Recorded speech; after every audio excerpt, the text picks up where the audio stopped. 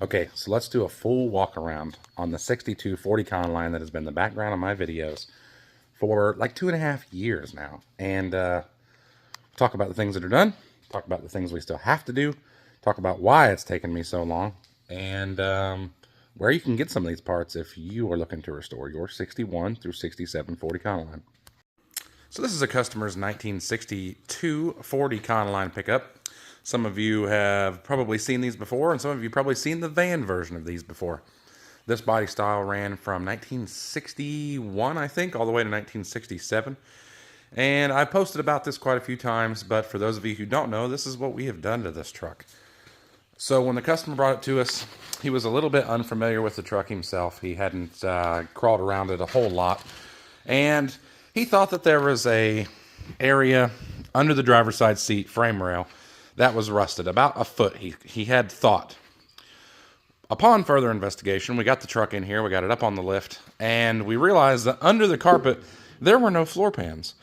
There was no frame rail on the entire driver's side, and amongst other things, the bottoms of the inner quarter panels or rockers, or however you'd like to call them, were completely gone. And the top subframe connector here, or inner subframe rail, whatever you want to call it, gone. The first 3 feet of the bed, gone. Bottoms of the quarter panels, about 6 inches up, completely homemade out of putty, along with these, the bottoms of the wheel arches here. The front areas up here, completely filled with putty. These areas up here, all putty. The nose, completely bashed in. This area over here, putty, more putty. And down to this side, where we had more putty. So we kind of evaluated the vehicle. He decided he wanted to completely restore it. He wanted to do it right, and he wanted to save a truck, which we're all for over here. So we started by putting a complete floor pan in the truck, where we fabricated everything from the nose all the way to the rear of the cab, plus about 7 inches of the bottom of the cab. We made the first pans pretty rudimentary. They're pretty simple. Just a really quick pattern back there. And that was actually the first time I'd ever even used a bead roller.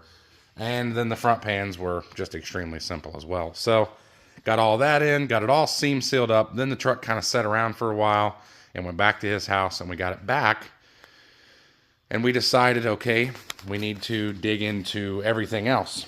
So these corners were also completely gone up to here. The entire roll pan area was completely gone under the bumper, and this entire side had been crushed.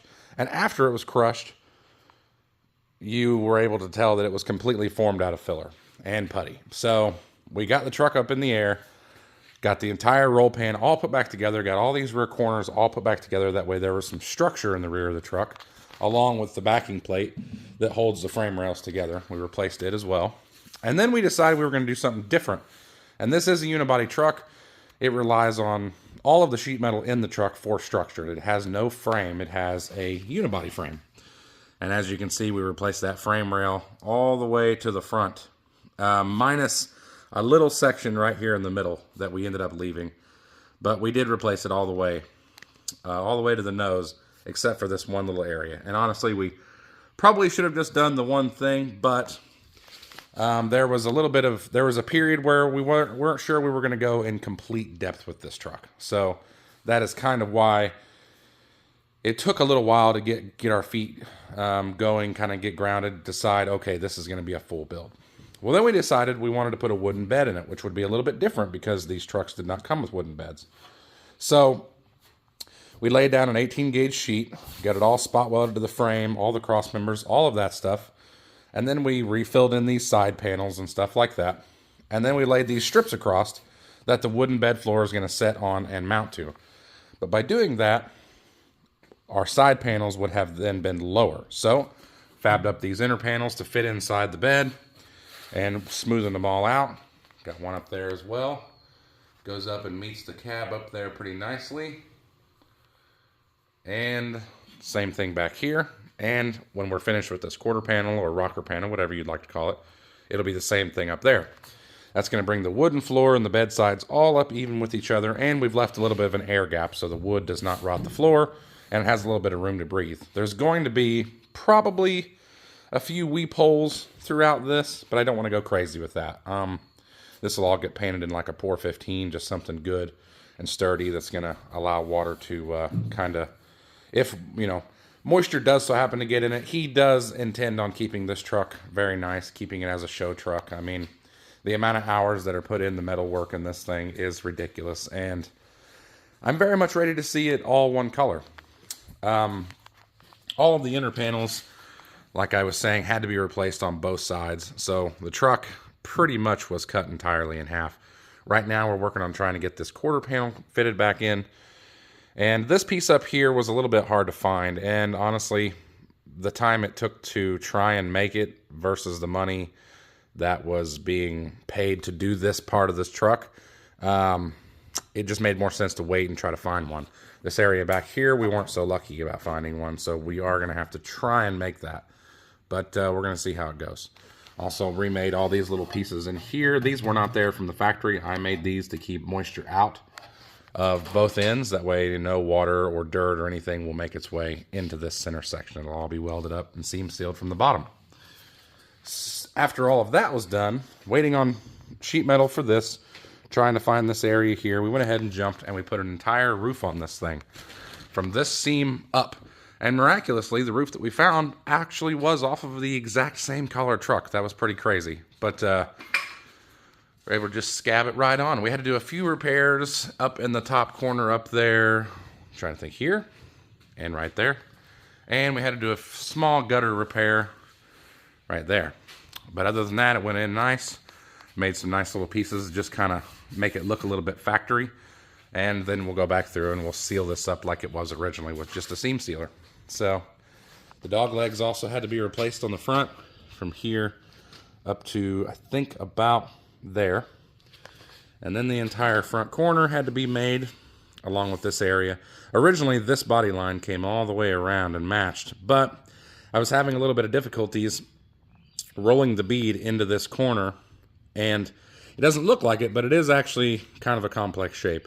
It's got a wider radius up here than it does down here. So it's got a little bit of a wrinkle in it, but nothing that's too bad. You put a scale up to it and it's actually pretty straight. So not too bad at all. And then we just sliced these body lines, hammered them down flat, welded them up so that they would match these ones up here. So it kind of follows a pattern. You've got two long ones and then the short ones, just to kind of complete it up.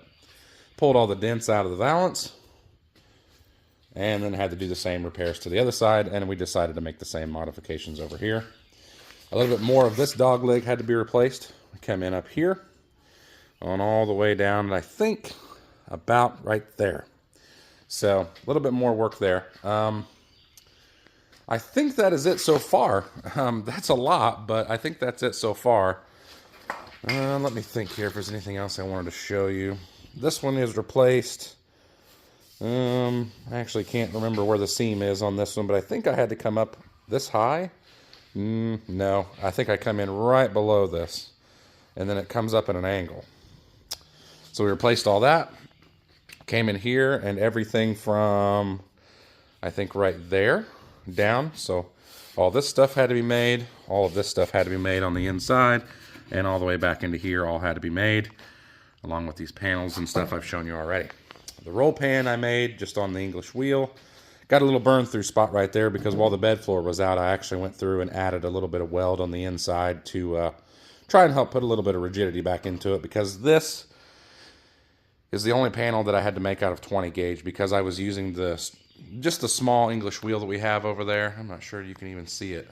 Little bitty thing from Temu, but it has made quite a few of these since then. So ever since this little venture has taken off, actually, let me show you this one too.